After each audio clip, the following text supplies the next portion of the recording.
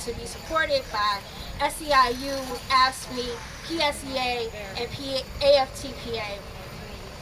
I think back when I come to this day because there's no place I'd rather stay in. I was a young mother at 18. I went to college, and one of the things that I struggled most was finding childcare. I grew up in Georgia, so I was a recipient of the Hope Scholarship. So I admit I went to school without a dime of debt. However, I needed student loans so that I could be able to put my daughter in childcare. And sometimes it was still hard because if a class happened at night, that meant that childcare wasn't there.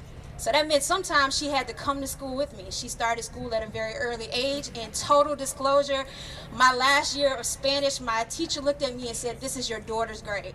It was a C. Just got by. He felt sorry for me. I wish it had stopped in college because when I got older, even though I had a college degree, one of my original jobs was working at Macy's. I will never forget one day when I couldn't afford childcare, and I ended up having to take my daughter to work with me, and she sat in the dressing room my entire shift. So I'm here today. I'm happy to say that my daughter is a senior at Spelman College. And we've done tremendous, but unfortunately, this is the story of too many working people. People who are not looking for a handout, who are not looking for somebody to give them something, but are looking for what is rightfully theirs. That's right. That's right. A budget, while it's numbers and cents, it is a reflection of our moral priorities.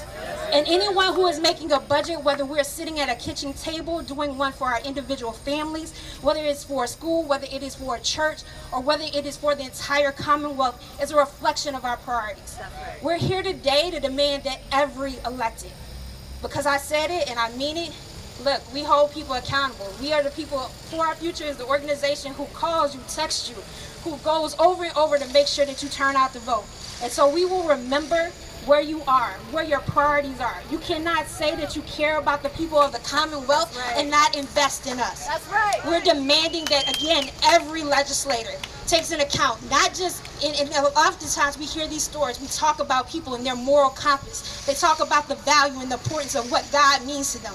But you can't stand and make decisions behind those walls and not take into account for what it means to countless working families across the Commonwealth, people who work up every day, people who we're having conversations with who work 2 full-time jobs for minimum wage in a state where everyone around us has raised their minimum wage. We talk about the inequity in schools, so not just a budget that is a reflection of our moral compass, but also a reflection of racial equity, that we're intentional about investing in communities of color.